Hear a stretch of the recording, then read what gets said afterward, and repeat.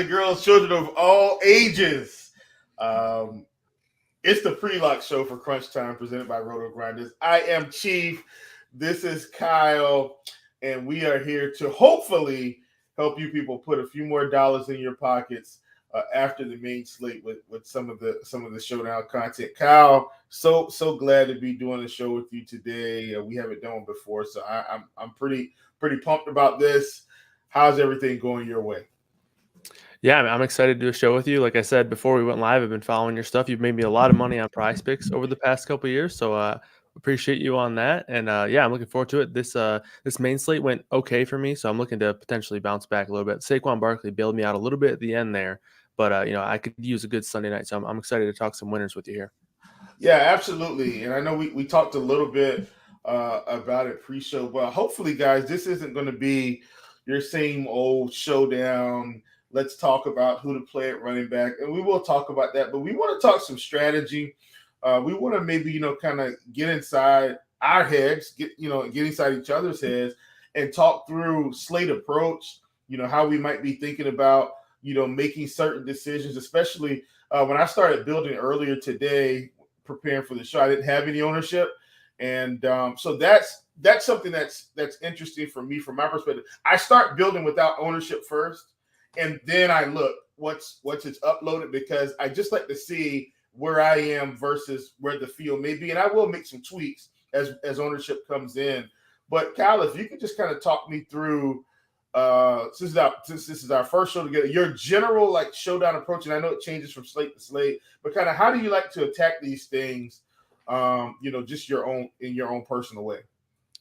Yeah, I mean, for me, I think showdown is a little bit more of a kind of an all or nothing strategy for me. I tend to sort of play less optimal, which I tend to do so more during main slates where you have the full complement of player pools and all that stuff. So I like to get pretty crazy on some of these slates.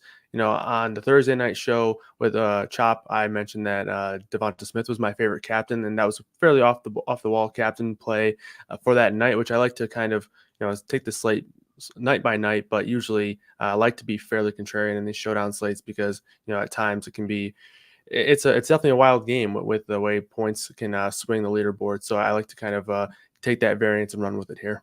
Okay, and I think we're going to stick right there, Kyle, because I think there's something you said that's very important. You said you like to build less optimally, and I think for showdown, that's definitely one of the keys. And once again, I always bring up this quote, but I think it's so true in terms of how do we want to think about approaching tournaments, any tournament, but especially showdown.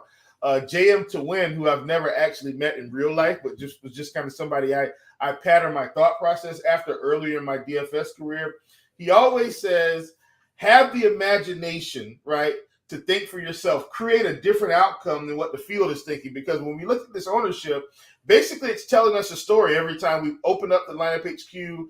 Like tonight, we see Tua Tagovailoa projected for 63%, which means the field is expecting Tua to have probably another massive game or another really good game, to say the least. And so, and then you look, and of course, Tyreek follows suit. You look, and so all these things. So the ownership's telling us a story, and then we have to decide: do we agree with the story that this ownership is telling us? And tonight, I agree, but I'm still going to take some massive stands. I know my approach for showdown as well is I kind of build all or nothing as well. Like I take massive stands in tournaments anyway. Not as much in football as I do basketball, but in showdown I take a massive stand. And so let's just go with our massive stand of the night, or my massive stand of the night. I'm going all in on Mac Jones. I think Mac Jones is one of the top plays on DraftKings and FanDuel. Let me just say, DraftKings and FanDuel, I like them on both sides. I think if we expect Tua to have anything remotely being a massive game, then at some point this team has to keep up. The Dolphins can't score 21 points and the Patriots just sit there and run the ball all game. And so from a game theory perspective for me, I'm expecting Mac Jones to have a monster game. We saw some potential last week against the Eagles. We saw a willingness with Bill O'Brien to put the ball in his hands, let him push the ball down the field. So My two top plays, which I talked about in the showdown short, Mac Jones and Kendrick Bourne. I'm like way over the field on Kendrick Bourne, and I'm at 100% on Mac Jones. That's kind of my starting approach for this particular showdown slate. Kyle, you have any nuggets you want to add in? No, yeah, I like both of those plays there. I think, and again, those guys correlate nicely, so that's a good way. I think, when I sort of talked about, I guess, one more little strategy thing Yeah, on when I said I don't like to build optimally, I think that there's a way to kind of get away from saying, oh, I'm not going to build optimally, I'm going to throw in some crazy stuff, but you can still play contrarian plays and still build an optimal lineup, a lineup that has a chance to, win a contest by having, strong correlation, and you're not necessarily having a dead lineup based on using guys who are going to negatively correlate against each other. So I think yeah, there's a lot of things that you can do in that way. For me, the two guys that I'm taking stands on here are Ramondre Stevenson and Jalen Waddle. love it. When you talk about a guy like Waddle, right? We know he has all the talent in the world, all the upside in the world, and he just gets overshadowed very often by Tyreek Hill because Tyreek Hill is amazing. Tyreek Hill has plenty of ability to go out and do what he did last Sunday, go for another 200 yards. I get it's a difficult matchup, but he has the skill, and this offense is good enough where he can do that any given week. But like we saw on Thursday night, a lot of attention to A.J. Brown. It was a fairly good matchup. A.J. Brown doesn't have a great game, and Devonta Smith's the one that kind of benefits from that. That's sort of the same blueprint that I'm looking to follow here. I do think that, we've heard countless times over the last few years, right, with Bill Belichick, he's going to shut down your best player. He's going to stop your best player. He's not going to let your best player beat you. That's helpful, I guess, for the Waddle scenario here. But I think from a game theory perspective, everybody's going to play Tyreek Hill, rightfully so. I think he's a strong play. You can play both of these guys, but Waddle's going to be the stand that I take. I like him as a captain option, and I think I'll probably end up having more of him than Tyreek Hill tonight. And then Ramondre Stevenson, Zeke didn't count it. I know that was somewhat of a question mark, and people might see the box score and say Zeke had 5 catches last week. What's going on? But don't get it twisted. Stevenson is the guy here. He played 74% of the snaps. He Yeah, also had 6 catches. He has a very strong role in this offense. And this Miami defense, they looked very susceptible to the run last week. And even if Ramondre Stevenson doesn't get it going in the ground game, he's going to be involved in the passing game. So I think he has yeah. a little two-pronged way for a ceiling game here. So those two guys I like quite a bit here tonight. Great. And one of the things I'm going to also try to do on this Sunday show, most weeks I should have my build done before we get on, as long as there's not any crazy injury news. And I do have, and I'm in for 150 tonight, so I'm all the way up. I am going to give out some of my exposures, especially as we talk about some of those stands. So one of the stands you mentioned was Ramondre Stevenson. I'm slightly over the field on DraftKings right now with Ramondre. The field is about 29. I'm at 31%. And you're like, well, Chief, that's not really over. Well, here's where I took my stand. In the captain, the field's at 10 and I'm at 20. So I've got a little bit over the field in the flex, but I'm doubling up at the captain. And believe it or not, I've done the same thing with Jalen Waddle. So the field's at 10, or excuse me, let me say this. We're projecting the field to be at 10. I've got 20% Waddle in the captain tonight. And one of my highest exposed captains is actually Kendrick Bourne. I've got him at 30%. Just for a reference point. And you say, well, Chief, God, that's crazy. Why do you have Bourne at 30%? Well, I have a very small captain pool. I eliminated a lot of guys. But the other thing, too, is Kendrick Bourne's a lot cheaper than Tyreek and Tua and the other guys. So, if Bourne has a really nice game, I hope I'm banking on having enough flex exposure to make up for it if Bourne has a 20-point fantasy game at his price, just so people can kind of get an idea where my head is at. All right, so I think we talked a little bit of strategy there. Hopefully you guys enjoyed that part. We will kind of talk through some positions here, and I think we're gonna start at tight end here instead of starting right at quarterback, because the quarterbacks to me are obvious today. You need to have exposure to both. In terms of the tight ends, we've got this interesting, shall I say, collection of tight ends tonight. Kyle, Gesicki, Durham Smith, Hunter Henry, and then a host of other tight ends: Hill, Croft, Farrell Brown. Maybe one of these cheap tight ends gets in there. But I think our main focus, because a lot of times we feel like we need to squeeze in the cheap tight end for that 6 points for the touchdown and the catch. But I don't know if these other guys are going to be involved. Right now, I just have Henry, Durham, and Gesicki. Kind of, how are you landing on tight end tonight? Yeah, same way as you. Those top 3 guys I think are all fine. and I think some of them, especially Hunter Henry, he has a fairly high ceiling from a touchdown perspective. Touchdown Yeah. equity, we saw it last week. Obviously, found the end zone, and all the hype in the world for Hunter Henry during the preseason and training camp, where Bill Belichick was coming out and saying that he might be their best player, which is obviously an impressive comment to be made. But 6 targets, 5 catches, 56 yards. I think he's in play. Durham Smythe, same deal. Like he was actually the volume that he saw was fairly surprising. 14%, almost 15% of the team's targets. He had more targets than Jalen Waddle.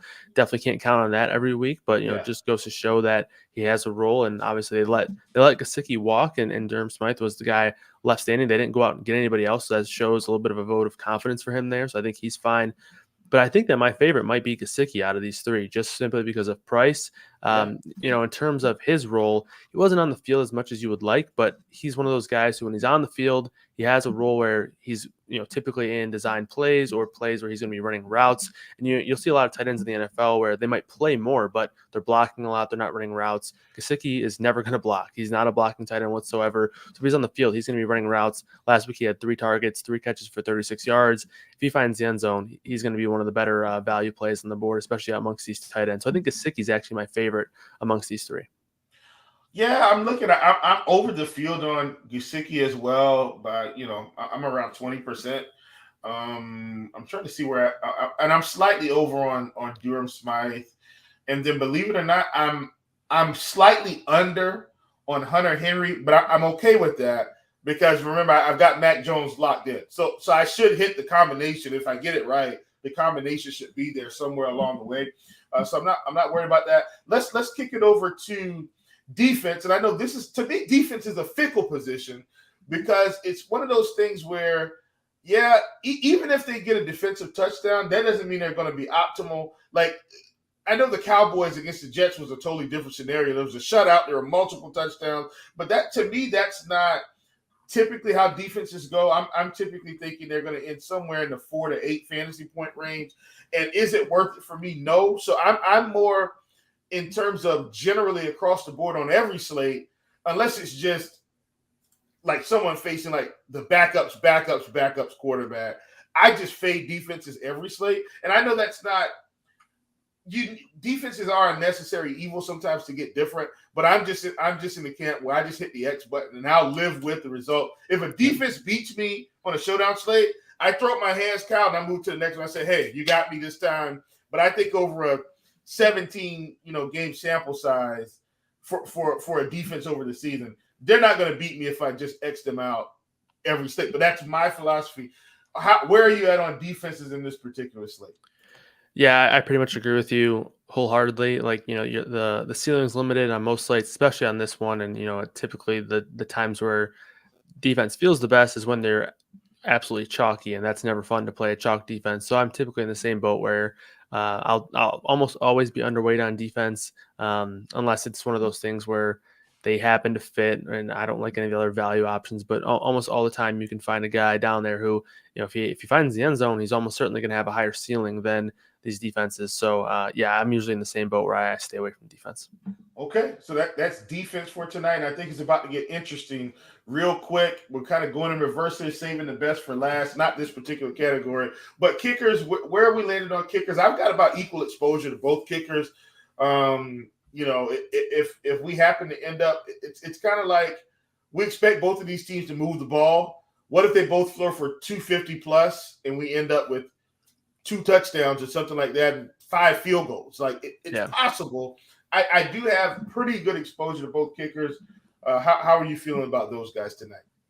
Yeah, definitely like kickers more than defense tonight, and I'm gonna feel that way most nights. I still feel like there's a couple of value options below these guys that the reason why I would like a kicker is for value or in games where I think might not be all that touchdown dependent, where there might not be a lot of touchdowns. I don't think that's gonna be this. I think this game could actually be a sneaky shootout where we see. Yeah, me too. Me too. If the Patriots can keep up like they did last week, I know it kind of took them a little while to get going, put up the points, but if that can happen, early on in this game, it could be, a lot of points being scored. And, I think the kickers are fine, but, like I said, I think, a couple of tight ends are around the same price or maybe even a little bit cheaper. I think I prefer those guys from a ceiling perspective. So I think I'm going to be a little bit, I'll say based on where the ownership currently is, I'm probably going to be around the field, slightly below the field on these guys and these kickers. Yeah, let me see where I'm at. I won't give out my true number on this. I'm just going to see how close I am. I'm slightly above on both, slightly, but once again, I know the way I build, and so when I end up slightly above on certain things, you have to understand, because I have Mac Jones locked in, it's going to force a little bit more than usual for me today with these kickers. So I'm comfortable with the build there, and I do like these guys. All right, we're going to move to what I like to consider, Kyle, the premium showdown position, which is wide receiver, because we always have so many more choices in this particular spot. Obviously, up top, we've got Tyreek and Waddle, who. But the thing about Tyreek and Waddle is both of these guys could have big games in different ways. Like Tyreek could absolutely have 8 catches for 120 yards tonight, no touchdowns. And Waddle could absolutely have 4 catches for 120 yards and 2 touchdowns. Like it's the way they're set up. They could both equally perform just in different ways. So I know for you tonight, your stand feels like, at least from what I'm understanding, is Waddle being a little bit higher in your build than Tyreek Hill because of the situation and just the ownership in general. Like when I look at the ownership, Tyreek's at 46 and Waddle's at 27. And I don't think that should ever be the case in this offense with these two guys. They have pretty much 20% more ownership on a guy that's got equal upside. That feels like a mistake to me. And so I'm with you on Waddle. Where are you landing kind of at receiver here? Or are you getting a little bit creative with some of these cheaper guys?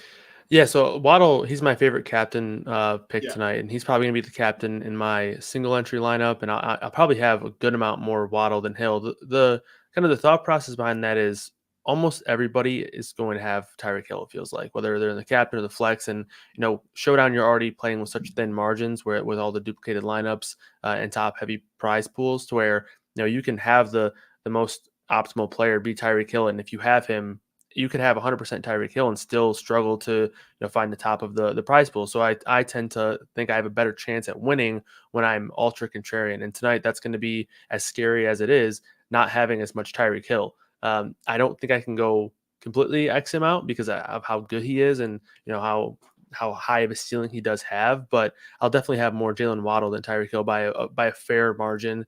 And kind of to supplement that is using some of these other cheaper guys as well. The one that stands out is Braxton Berrios. We saw him have a couple of catches last week. They had a couple design plays for Eric Ezukama down there as well, a couple of end arounds. Not that you can really count on those every week or count on those to provide any sort of production, but he almost scored on one of them. And again, he's $200. So you play him and you instantly have no worries with any of the salary. So I don't mind taking a dart on him. Same thing for River Crawcraft. He almost scored last week, and we've seen him, score a couple of times over the past couple of years. So don't mind using any of these guys, really, if you're not using Tyreek Hill. Just because, again, if Tua is going to have production, which I am counting on tonight, and obviously I like a lot of that to go to Waddle, but if Hill is if I'm going to win by fading Hill, others will have to be involved, even outside of Waddle. So I don't mind taking darts on any of those 3 guys. And then as far as the New England guys, I love the Bourne call. I think he's a really sneaky wide receiver 1 option on this team. And again, like I know the New England pass offense isn't as sexy as some teams in the NFL, but still they can get it done. We saw what Bourne did last week. So I like him.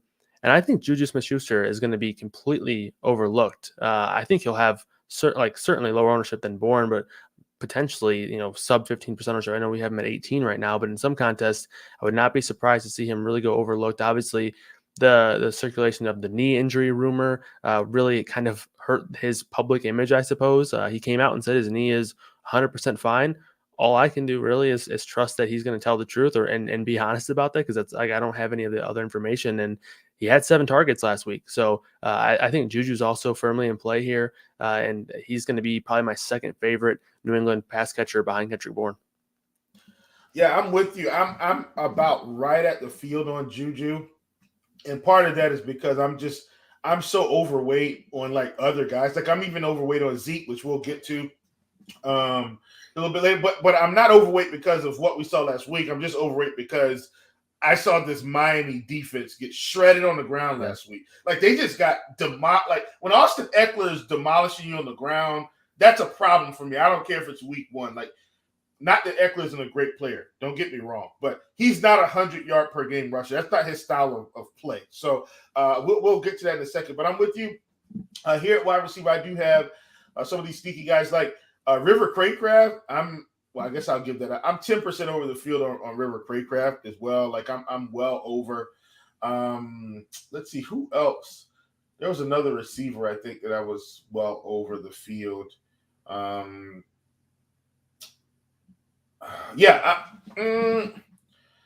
guess I'm about right at the field with Waddle. But I've just got so much more caps, and like I'm still gonna punish the field if he goes off. So I'm good there. How about any of these other guys from the Patriots? Like, we had God, what's his name? He's like 1,800. Let me go back here. And Demario Douglas, he's 1,800. We got him projected around 12%. Like, how are you feeling about some of these fringe guys? If we're expecting, I think we're all in the camp where we expect New England to have to keep up. And see, that's where I'm real scared of this one, Kyle. And let me tell you why I'm getting scared. Because see, I've got enough imagination to think about the other side of this game. It could very well be New England ahead and the Dolphins trying to keep up. And see, if that's the case, then this running game for the Patriots is going to explode because Bill Belichick, if he's up by 10 points, he's going to run the football. They'll get to some play action and stuff like that, but they're going to push the rock between the tackles, I think. So I'm going to go ahead and move the running back after you talk about, do you have any of these fringe guys from the Patriots like Demario Douglas or anybody like that? Yeah, I'm a little hesitant with Douglas, and that's strictly just because of Devontae Parker returning. I think it's probably going to end up being a moot point because Kayshon Boutte is also out, so it's probably just going to be a clean swap between Parker slotting in as the number 3 receiver and Douglas being the number 4. But if it's a spot where they have to throw a lot, all 4 of these guys, Bourne, Juju, Devontae Parker, and Demario Douglas, can all be heavily involved. I tend to think that Parker is going to be very low owned as well, and because he's kind of probably a little bit more expensive than people are thinking. He hasn't really been practicing a whole lot this week. He's been limited throughout the week, and he obviously didn't play last week. So I think Parker might cause a little bit of hesitation with Douglas, but he's really cheap. Sub 2K, and he had I think it was 6 or 7 targets last week. So I think Douglas is fine. I think he's a pretty strong value option today. I think I prefer. Save like just completely punting and going with one of these Miami guys a bit more. I think I might even prefer Braxton Berrios in that same price range over Douglas, but nonetheless, I think he's definitely in play. Okay, listen. So and look, I'm all about trying to kind of tell the people what I'm doing, so they don't, get out there and say, "Well, wait a minute, what? Chief didn't talk about this." I'm actually fading Demario. I just want to get your feel on it. Yeah. So a lot of times too, when I take a fade. It's so I can get more exposure to other guys. And I think sometimes maybe we don't talk about that, but I'm fading Demario because I really want to get more Braxton Berrios exposure. If that makes any sense. I didn't want to have to try to split it between them. So I basically faded Demario, and then I just bumped my River Craycraft and all those guys. Like those cheaper Miami guys, I got way more exposure in the field. And that's something else too, I think, for those of you that are getting into building in the lineup builder, like your build rules and all that are important in your groups, but sometimes just understanding that if I just get rid of 2 or 3 more players, I can kind of increase my exposure without doing all the extra things. So I just want to put that out there as well. Let's go to running back. I know we kind of talked about it a little bit, but I'm really heavy on this New England rushing attack. And I'm just using that because, once again, I saw with my own eyes the Chargers. I mean, I felt like every running back on the Chargers had 100 yards rushing last week. That's what it felt like. They still lost the game because Tua just put on a masterful performance. But if Ramondre Stevenson gets 15 rushing attempts, which is probably pretty reasonable, I think, in this spot, as long as they're not far behind, and Zeke picks up his 8 to 10, which could also be reasonable if they're in somewhat of a control of this game, I feel like Zeke gets there if he falls in the end zone, Ramondre gets there by the attempts, the catches, and his full body of work. I think Zeke needs a touchdown today because he's not getting 5 catches today. I don't want to say he won't, but I wouldn't be expecting 5 catches from Ezekiel Elliott. What I would be expecting is, let's say, 7 to 10 carries for 30, 40 yards, and he falls in the end zone. And maybe he catches 2 balls. Like that, to me, that's a more optimal Zeke outcome, and I'm willing to accept the risk on that. Where are you at? Once again, as you can see, I'm really high on the rushing attack for New England. Yeah, no, I think you broke that down pretty well, and I think you can even make a case for playing these guys together, because I don't think many people will do that. And to your point, like if Stevenson has a good game, he doesn't necessarily need to find the end zone. If he has the mega ceiling game, he probably will, but he can put up 24 DK points just even without finding the end zone. He can have 6-7 catches and get it done on the ground as well. Zeke, he could have 5 or 6 carries, but 2 of them, be at the goal line, and he gets there. And keep in mind, last week we didn't get to see what this team's going to look like at the goal line. They never had a real true goal line situation. So curious to see if that's going to be Ramondre. I think a lot of people are thinking that it's a good chance to be Zeke. And at 5'8", especially if you're playing a game script where you need maybe New England points or production to be able to force Miami to keep the foot on the gas, Zeke makes a lot of sense in those builds. Yeah, absolutely. All right, moving over to the Miami side, I think everybody, and I was actually shocked with this one. We only had most of it about 30%, with him being 8K. He's kind of sandwiched in between Ramondre and Zeke here, and it kind of took me aback. I really thought he'd be pushing 40-ish percent, and maybe he gets there by the time we hit slate lock. But I mean, we got him around 30, and I feel like Mostert had a really nice role with this team last week. Involved in the passing game a little bit. Like I think he's going to be fine at this particular price. Let me see where I am in terms of my Mostert exposure. Where'd you go? Yeah, I'm slightly above the field on Mostert, and I was trying to get there anyway. So how are you feeling about these Miami guys? Because it feels like Salvon Ahmed is picking up a ton of ownership here for his price at around 15% in terms of our projected ownership. Yeah. So we were actually discussing this on, in the back end about projections here with Ahmed, and with a chain coming back. I think that there's a lot of risk with Ahmed, but again, he's only 1K, so you have a lot of flexibility there. But there's a good chance that Ahmed doesn't play much. A chain, he did get hurt in the preseason, but week 1 he wasn't hurt. He was a healthy scratch due to, I guess, him being a little bit rusty and not necessarily having the full grasp of the playbook, and that might linger over into week 2. But sort of for me feels like, okay, they have him active for a reason. He's one of their fairly early draft pick. Again, nothing crazy early, but still a running back who was drafted, I think, in the 3rd or 4th round. And he had a pretty solid preseason before getting injured. So Ahmed, I get it because he's super cheap. I think he's fine, but he's a guy that I do have some pauses on, and I would much rather play River Craycraft. I would rather find $1,000 play Braxton Berrios.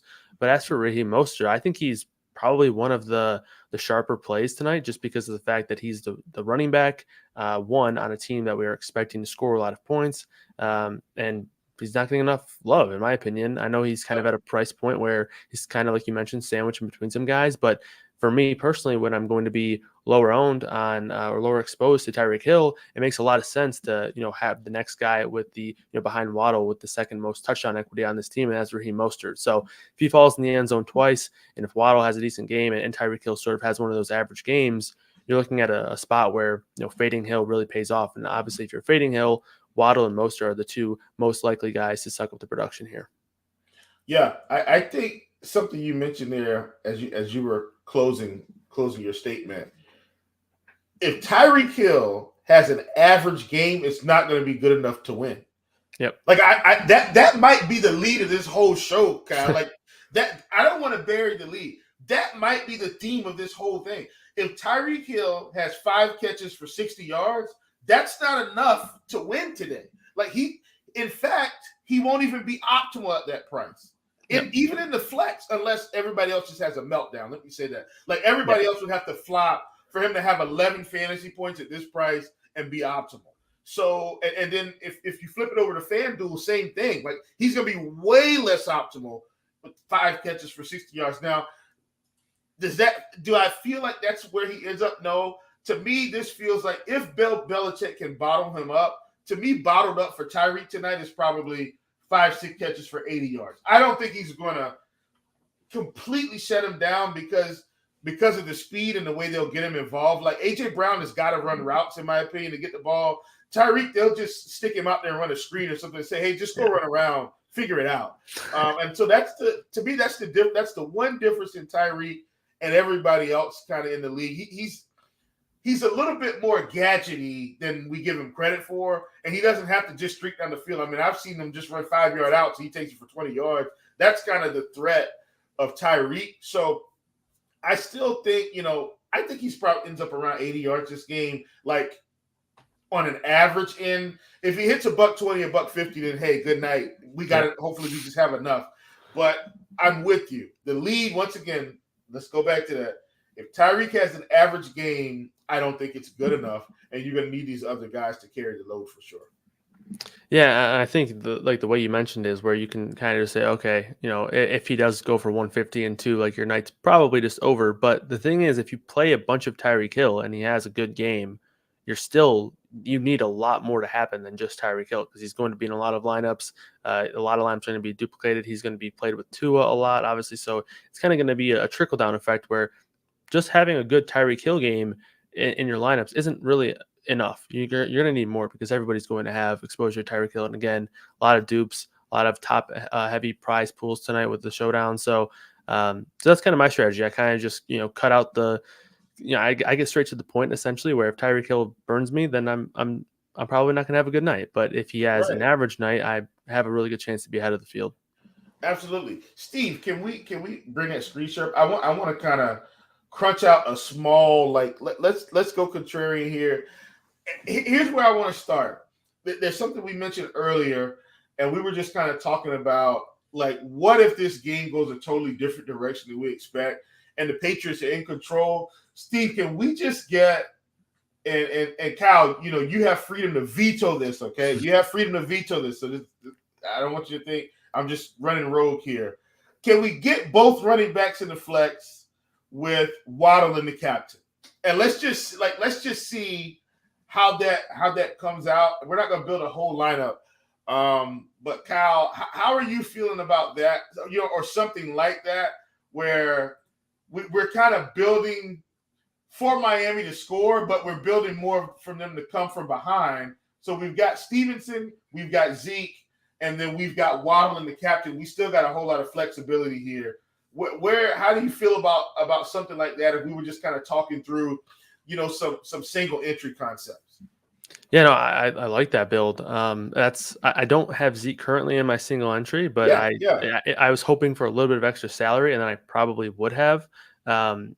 So I like the build. I think, in terms of thinking about the game script, if it's a game where the Dolphins can do whatever they want and they have no problem moving the ball, Tyreek's probably going to be, pretty good. But if it's a game where the Dolphins are maybe struggling or maybe they're not moving the ball as well, and like you said, maybe the Patriots are actually the ones controlling the game flow, the tempo, and these running backs are having a lot of success, I think that's going to even be potentially a better scenario for the Tyreek Hill fade, just with the way production could shake out.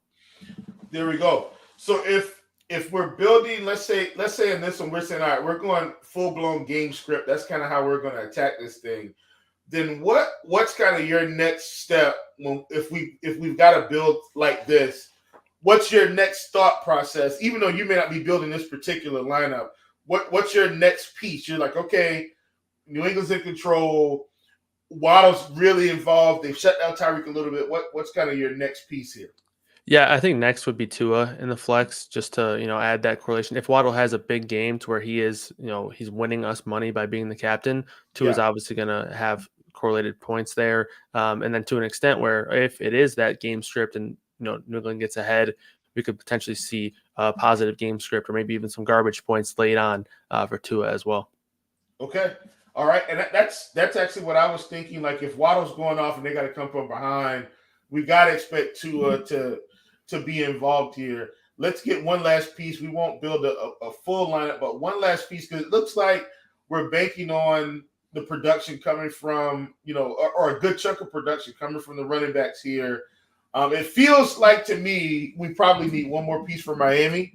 What's your or it doesn't have to be, but what's kind of your next piece you would kind of throw in there? Yeah, I think here I'm looking for one of the value guys. So either Braxton Berrios or River Crawcraft. And again, it's the same deal where if you're not playing Tyreek Hill, you're probably going to want to either trend more towards fading Miami as a whole or try to maybe soak up some of the other production around him. And I think probably the more optimal build, the build that makes sense more is to have production soaked up from other players not named Tyreek Hill. So in this case, Tua throwing the ball to Waddle, maybe Berrios has a few catches, finds the end zone. Yep. This is looking like a pretty good Tyreek Hill fade lineup here. Yeah, absolutely. Still getting massive exposure to the passing game, but hoping that Tyreek just doesn't blow up on us for 40 fantasy points. Like, honestly, even if Tyreek ends around, I think at his price, and please chime in here, Kyle, I think anything under 16 fantasy points, like I'm not sweating it. He starts hitting 20, 25, like that's when it's like, okay, all right. But anything around 15 to 18, like I can live with that with Tyreek tonight at that price, I think.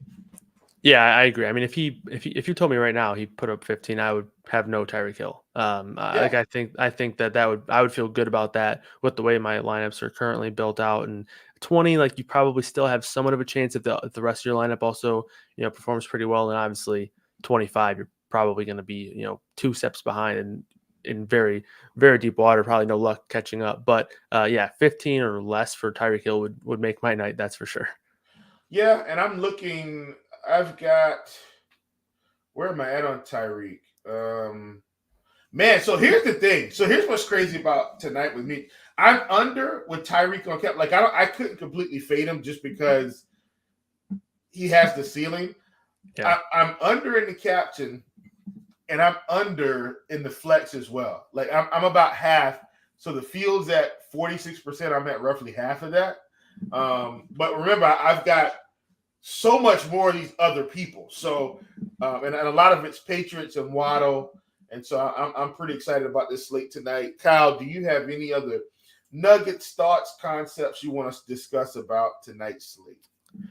No, I think we covered it. I think at this point, I'm pretty terrified of Tyreek Hill going nuclear. But hey, if he's like we talked about, if he's sub 15 points, I think I'm feeling pretty good. So I hate to come out here and like be like, oh, I'm full fading Tyreek Hill because I know how terrifying that is, and a lot of people who are listening might be like, you're crazy not doing it. But for me personally, I think that there's already a lot of risk playing Showdown because the margins are so thin, and I think it's more of a a variance type game style. So I'm just fully embracing that, and I'll be fading arguably the best fantasy producer in the league right now.